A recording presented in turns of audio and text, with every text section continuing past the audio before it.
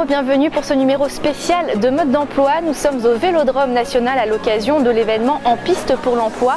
C'est le rendez-vous de Saint-Quentin-en-Yvelines dédié à l'emploi et à la formation, focus justement sur l'évolution professionnelle.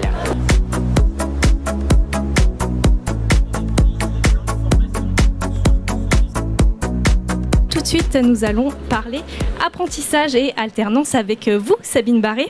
Alors, vous êtes développeur de l'apprentissage territorial dans le Sud-Yvelines. Oui. Est-ce que vous pouvez nous présenter votre mission ? Oui. Donc, en fait, mon poste est pris en charge par le Conseil régional d'Île-de-France qui me demande de faire la promotion de l'apprentissage, de faire le lien sur le territoire entre toutes les structures pour faciliter l'accès des jeunes à l'apprentissage.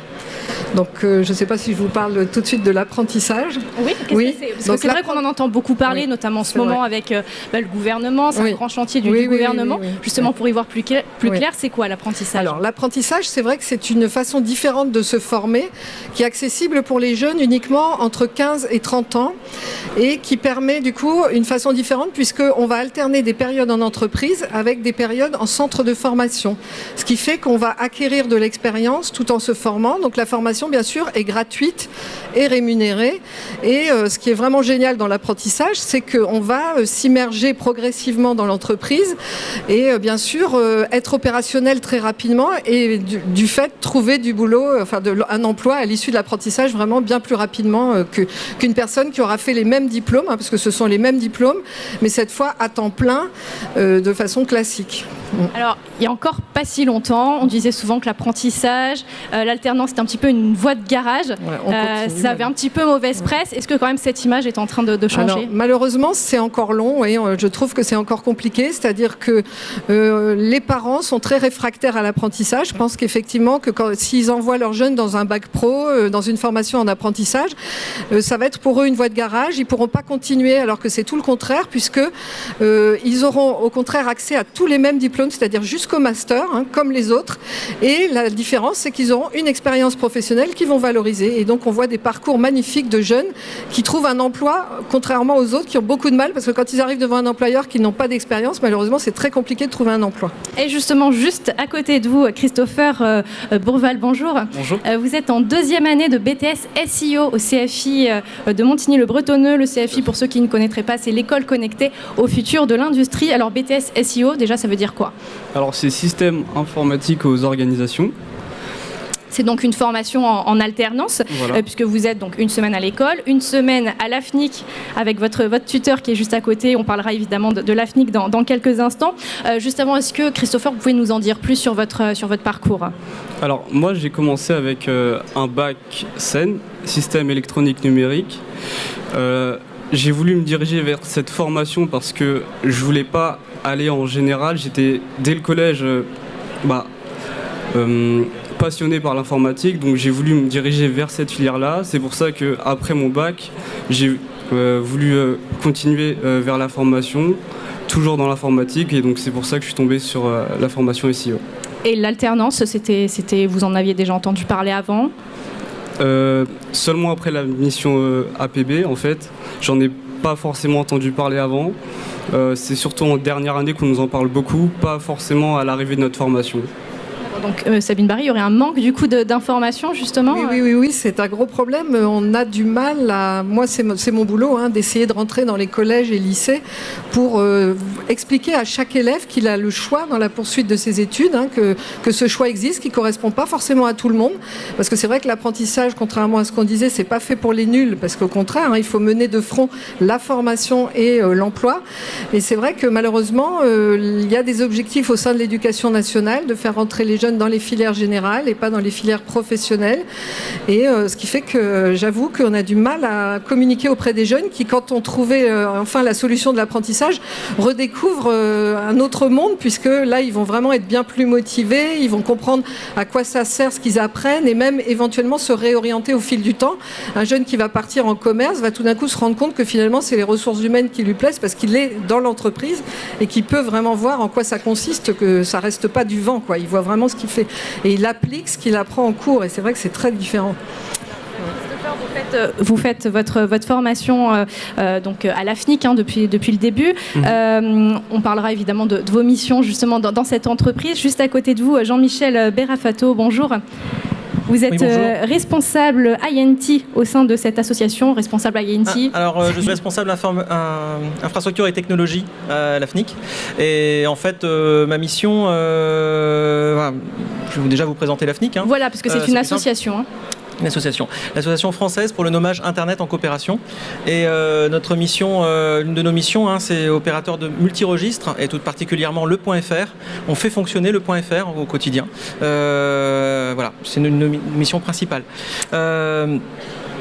C'est une branche de l'INRIA. Elle est née d'une branche de l'INRIA et là on vient de fêter ses 20 ans. Voilà. Vous êtes basé à Montigny-le-Bretonnais. Alors, est-ce que vous accueillez régulièrement des alternants ? Alors oui, on accueille régulièrement des alternants. En fait, c'est un vecteur de transfert, de partage d'informations et de partage de compétences auprès des alternants. Pour nous, c'est important que cet échange ait lieu avec le tissu local, parce que Christopher, par exemple, au quotidien, il est amené à être proche des équipes techniques avec lesquelles il travaille. Il va pouvoir vous donner plus de détails sur ce qu'il fait, mais concrètement, très vite, dès qu'il y a, on est dans une équipe de production informatique, dès qu'il y a des... Vous êtes combien de salariés à la FNIC, il y a 80 salariés, environ. Ce qui nous dans le service où il est, on est confronté à parfois des sujets techniques et il peut se retrouver à être informé ou à savoir être au courant de certains points techniques et certains sujets qui le feront monter en compétence pour plus tard. C'est pas la première fois qu'on a un échange avec des apprentis qui reviennent après en me disant j'ai appris beaucoup et ça m'a donné des chances pour pouvoir me faire embaucher derrière. Et voilà. Alors Christopher, quelles sont vos missions à la FNIC ? Alors moi je suis dans l'IT qui est séparé entre guillemets entre plusieurs groupes, les administrateurs, les architectes, et moi je suis à l'assistance utilisateur. Tout est dans le nom en fait. Moi ma mission c'est d'assister les utilisateurs, l'assistance au quotidien des membres de la FNIC en fait. Voilà, c'est ça. D'accord, donc tous les jours c'est ça. Une journée type par exemple à la FNIC, c'est quoi ? Une journée type, dès le matin quelqu'un qui vient me voir et qui me dit j'ai un problème avec mon ordi par exemple. Et moi je dois résoudre le problème. Ça peut être différentes tâches en fait. Une nouvelle personne qui arrive à la FNIC, préparer son poste, etc. Tout le quotidien d'une assistance. Voilà. Et alors, Monsieur Berafato, il est comment Christopher, justement, dans votre entreprise ? Christopher est à 100% quand il est en entreprise avec nous et il est investi. Et comment vous dire, il est présent. Voilà, il est présent. En fait, il a appris à être proche des utilisateurs. Au début, il était un peu, il sortait des études, donc il n'avait pas encore l'habitude d'aller voir les gens. Et au fur et à mesure, déjà, en fait, si demain il cherche un boulot, il saura déjà ce que ça veut dire d'être au service des autres et de travailler dans une entreprise. Et c'est un message clé. Quand on arrive et qu'on sort des études, et moi j'ai connu, quand j'ai fait mes études il y a très longtemps, on n'avait pas ces éléments-là qui permettaient d'apprendre à vivre en entreprise, à part les stages de fin d'année ou en dernières années d'études, mais c'est tout. Tandis que là, c'est bien parce que c'est tout le long et la personne qui arrive, quand il va arriver en entreprise, dans une future entreprise, il aura déjà une expérience de premier contact avec une entreprise, faut se lever, faut aller voir les gens, faut leur parler, qu'est-ce que tu fais ? Alors attends, je vais t'aider. Le travailler ensemble, c'est important. Voilà. Alors justement, vous parlez de la suite, Sabine Barré. Quel est le taux d'insertion professionnelle quand on fait un apprentissage ou une alternance ? Les statistiques sont que 7 jeunes sur 10 trouvent un emploi à l'issue de l'apprentissage. Et c'est vrai que c'est à tous les niveaux. Ce qu'on disait tout à l'heure, ça va du CAP au master. Et on s'aperçoit que les jeunes étudiants qui sont dans des niveaux plus élevés ont bien compris que l'apprentissage, c'est ce qui allait leur donner du boulot. Donc on voit souvent des jeunes qui traînaient dans des facs à faire des masters à non plus finir, qui n'étaient pas connectés avec l'entreprise en fait, et qui du coup viennent vers l'apprentissage en se disant ça va être ma solution pour trouver du boulot, quoi. C'est vraiment ce qu'on disait exactement. Un employeur est rassuré quand il voit sur un CV qu'un jeune a fait une formation en apprentissage. Il sait que le jeune connaît déjà le monde du travail et qu'il va être employable immédiatement. Et ça change tout pour une embauche. Oui. Alors, un des avantages, un autre avantage aussi, c'est qu'on est payé quand on fait une alternance. Exactement, les apprentis sont rémunérés, donc c'est en fonction de leur âge et en fonction de l'année dans laquelle ils sont en apprentissage. Et c'est vrai que le gouvernement travaille actuellement sur la réforme de l'apprentissage et effectivement, cette rémunération va être réévaluée. On a prévu de vraiment favoriser l'apprentissage et du coup d'augmenter cette rémunération. Là, du coup, un ordre d'idée, donc évidemment c'est selon l'âge. Oui, alors un jeune de mineur qui commence en première année d'apprentissage va toucher environ c'est 25% du SMIC, donc 380 €, quelque chose comme ça. Et enfin, s'il est dans la fourchette d'âge la plus élevée, donc il va toucher 75% du SMIC, 1000 € à peu près. Ouais. Christopher, est-ce que vous pouvez un petit peu, quelqu'un par exemple qui est peut-être dans le public, plutôt des parents peut-être, qui se posent encore des questions justement sur l'alternance pour leurs enfants, qu'est-ce que vous pourriez dire en fait pour justement dire, pour les convaincre peut-être? Moi, l'alternance, elle m'a permis de gagner en maturité, je dirais, en indépendance financière aussi, il faut le savoir. L'alternance, c'est très utile à ce niveau-là. Aussi en autonomie, beaucoup en autonomie. Enfin, l'alternance, en gros, elle permet d'appliquer la partie théorique dans la pratique, voilà, allier la théorie et la pratique. Permet de gagner aussi en confiance. Enfin, il y a beaucoup d'avantages dans l'alternance. Une conclusion peut-être chacun? Pour l'AFNIC, ça s'arrête pas là. C'est-à-dire que nous on recrute des apprentis. Christopher va finir par exemple son cursus dans pas longtemps, et donc on va reprendre certainement un apprenti. Pour nous, c'est important de transmettre et puis de pouvoir partager. Quand l'occasion se présente pour pouvoir embaucher quelqu'un derrière, on le fait. Mais là, pour le coup, Christopher veut continuer ses études après derrière, donc il n'y a pas de problème. Mais pour moi, le mot de conclusion, c'est vraiment bien de faire ce système d'apprentissage, parce que c'est un plus pour l'entreprise, parce qu'on est proche des étudiants et en même temps on partage, on se met à l'écoute des étudiants et eux apprennent de nous. Et du coup, c'est plus facile pour eux pour entrer dans le monde de l'entreprise. Voilà. Sabine Barret. Moi, je voudrais redire un peu ce que j'ai dit, rassurer vraiment tout le monde en se disant que ce n'est pas du tout une voie de garage, au contraire, qu'il faut vraiment pas avoir peur de l'apprentissage, qu'on voit des cursus formidables de jeunes qui sont partis d'un CAP et qui sont allés jusqu'au master. Vraiment, on le voit régulièrement, donc ne pas. Et on l'a peut-être pas forcément dit, mais tous les secteurs d'activité en plus sont concernés. C'est vrai. Tous les secteurs d'activité, il ne faut pas penser qu'aux métiers manuels, d'artisans, etc. Il y a vraiment tous les secteurs. La preuve, l'informatique, la chimie, l'industrie, qu'est-ce que j'ai d'autre comme idée, mais vraiment tous les métiers à Paris, enfin surtout nous sur la région Île-de-France, on est très riche en centres de formation d'apprentis. Non, vraiment, n'ayez pas peur de l'apprentissage. Merci en tout cas à tous les trois de nous avoir apporté votre témoignage sur l'apprentissage et l'alternance. Merci.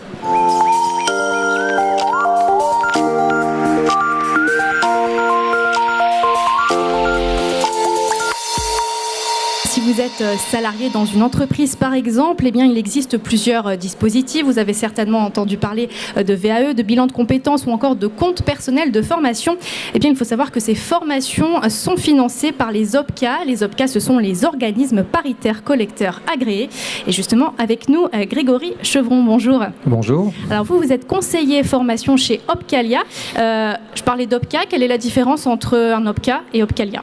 Opcalia est un OPCA interprofessionnel qui a la particularité de s'occuper à la fois de branches professionnelles spécifiques, mais aussi la particularité de pouvoir prendre des entreprises qui n'ont pas de branche professionnelle. Donc il y a dans les acteurs de la formation 18 OPCA, 16 OPCA de branche et 2 OPCA interprofessionnels. Donc il faut savoir que Opcalia est l'un des 2 OPCA interprofessionnels. Nous avons quand même plus d'une trentaine de branches dans lesquelles nous nous occupons. Et donc la particularité de l'OPCA interprofessionnel, c'est de pouvoir travailler avec des entreprises qui peuvent aussi bien déjà avoir un OPCA de branche, travailler sur la partie libre, mais travailler avec les entreprises dont les partenaires sociaux n'ont pas défini un OPCA de branche spécifique. Donc vous voyez qu'on accompagne énormément de PME et nous collectons pas loin de 600 millions d'euros. Votre mission, c'est bien de collecter justement les cotisations des entreprises, c'est bien ça ? Organisme paritaire collecteur agréés. Alors, la collecte fait partie intégrante de notre travail, mais le grand plus, c'est d'accompagner les entreprises dans lesquelles vous travaillez sur leurs projets de formation. Donc là, je vous ai mis quelques exemples de branches professionnelles. Si vous travaillez dans ces branches professionnelles, forcément, vous dépendez de l'Opcalia et donc de notre accompagnement. Alors, du coup, comment ça fonctionne concrètement, en fait ? Alors, l'entreprise, au mois de février, est obligée de verser 1% de sa masse salariale. Bien sûr, elle verse 1%, et vous allez me dire, très bien, moi je travaille dans l'entreprise, mais je ne sais pas trop finalement ce qu'on en fait de ces 1%. Donc, ce n'est pas forcément très compliqué, mais très simple non plus. Selon la taille de votre entreprise, les cotisations se répartissent de différentes manières et dans différentes enveloppes. Donc, vous voyez, pour les entreprises de moins de 10, c'est le plus simple, puisque c'est 0,55% de la masse salariale, et ça vous donne un budget de formation pour toutes les entreprises identiques. Après, selon la taille de votre entreprise, il y a des répartitions et des arbitrages qui sont faits. Donc si on prend un exemple d'une contribution de 1% d'une entreprise, vous voyez que Opcalia va en garder 60% et va en redonner 40%. Donc le FPSPP, c'est le Fonds paritaire de sécurisation des parcours professionnels, où nous reversons une partie du 1% de votre entreprise à cet organisme. Nous reversons aussi 20% des 1% que verse votre employeur au fonds GESIF pour faire le congé individuel de formation, mais aussi le bilan de compétences et la VAE, qu'on oublie souvent. Et donc, nous avons à votre disposition une enveloppe qui représente 60% du montant. Donc la première enveloppe, c'est l'enveloppe de la professionnalisation que vous voyez en bas à gauche, pour laquelle votre employeur va pouvoir réaliser des contrats de professionnalisation. C'est comme vous l'avez vu auparavant, il y a les contrats d'apprentissage. À ce jour, Opcalia et les OPCA gèrent les contrats de professionnalisation. Est-ce qu'on peut dire que vous jouez finalement un rôle central dans l'élaboration des plans de formation ? Oui.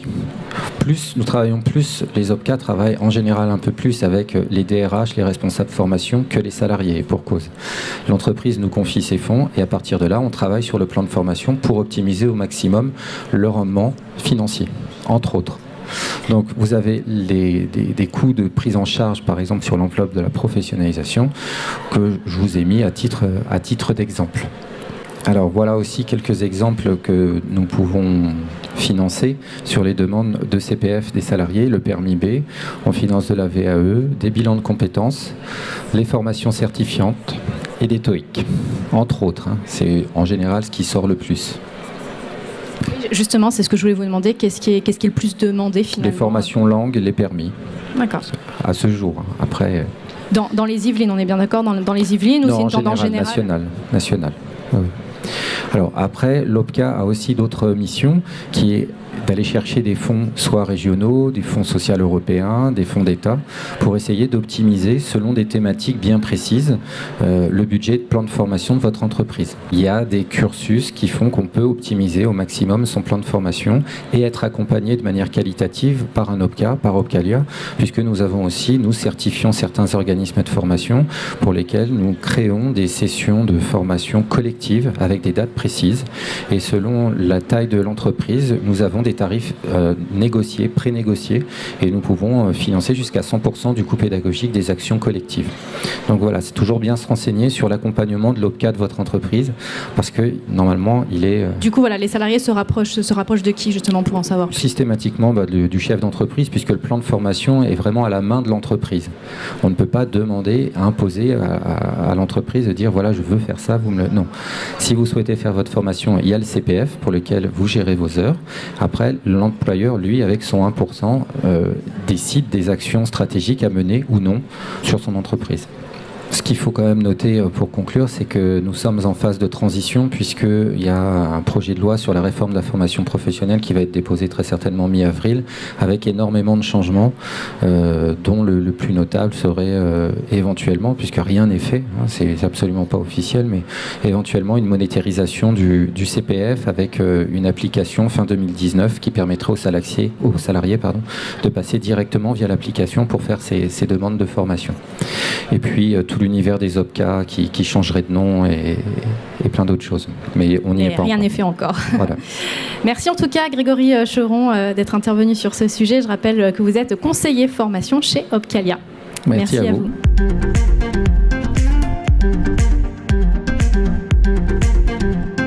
C'est la fin fin de ce numéro. Merci de l'avoir suivi. À très bientôt pour un nouveau mode d'emploi.